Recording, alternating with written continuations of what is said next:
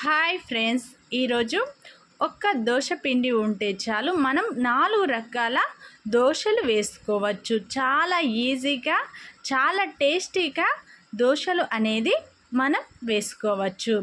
దోశ పిండిలో ఉప్పు వేసి బాగా కలుపుకొని పక్కన పెట్టుకోండి.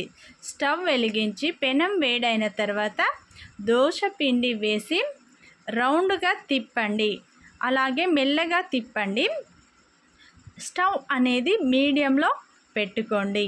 మనకు ఇష్టమైనవి ఏమైనా ఉల్లిపాయ కానీ, క్యారెట్, బీట్రూట్ లాంటివి ఏవన్నా వేసుకొని చాలా టేస్టీగా మనం 20 నిమిషాల్లో రెడీ చేసుకోవచ్చు 4 రకాల దోశలను.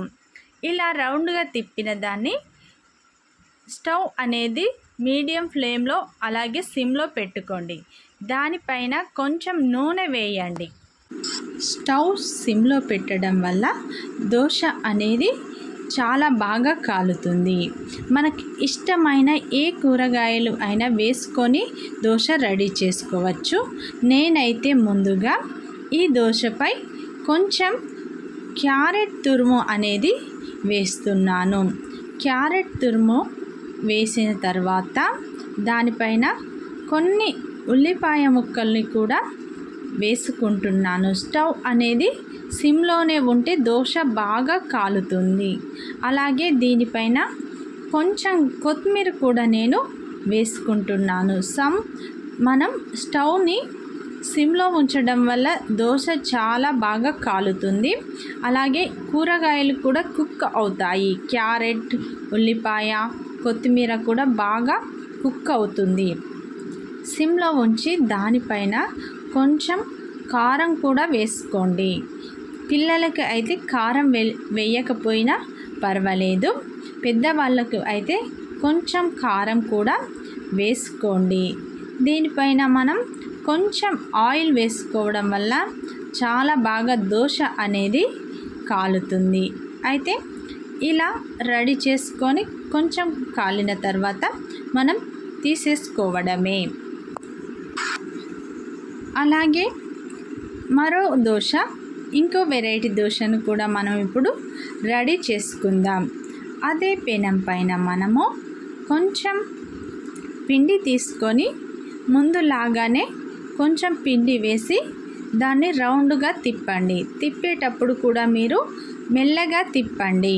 దోశ అనేది మెల్లగా తిప్పడం వల్ల రౌండ్గా వస్తుంది, పల్చగా కూడా వస్తుంది.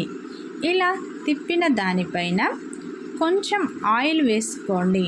పిల్లలకు అయితే నెయ్యి వేస్తే చాలా బాగుంటుంది. పిల్లలకి ఇలా నెయ్యి వేసి పెట్టండి. అలాగే నేనైతే ఇప్పుడు దీనిపైన టమాటా కూరను వేస్తున్నాను. టమాటా కూరను వేయడం వల్ల పుల్లగా వస్తుంది. దోశ అనేది చాలా పుల్లగా వస్తుంది. దీన్ని మనం దోశ అంతా స్ప్రెడ్ చేద్దాం. దీన్ని కూడా రౌండ్గా తిప్పండి. అలాగే మెల్లగా తిప్పండి. స్టవ్ని సిమ్లో ఉంచండి. దోశ అయ్యే వరకు సిమ్లో పెట్టడమే మంచిది. అలాగే దీనిపైన కొంచెం ఉల్లిపాయ ముక్కల్ని వేసుకోండి. అలాగే కొత్తిమీర కూడా వేసుకోండి. తర్వాత దీన్ని టర్న్ చేసే అవసరం కూడా మనకు లేదు. కొంచెం ఆయిల్ వేయండి. దోశ అనేది రెడీ అయిపోయినట్టే. ఇది second dosa, tomato dosa ready అయినట్టే. ఒక్క దోశ పిండితో మనం ఎన్ని రకాలైన దోశలను అయినా వేసుకోవచ్చు. ఇప్పుడు టమాటా దోశ కూడా మనకు రెడీ అయిపోయింది. తర్వాత మనము అదే పెనం పైన మళ్ళీ దోశ పిండిని వేసుకోవాలి.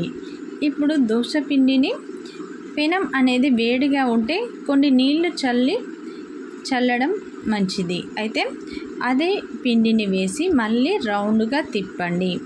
అయితే స్టవ్ని సిమ్లో పెట్టుతున్నాం కాబట్టి మనం దోశ కూడా చాలా బాగా కాలుతుంది.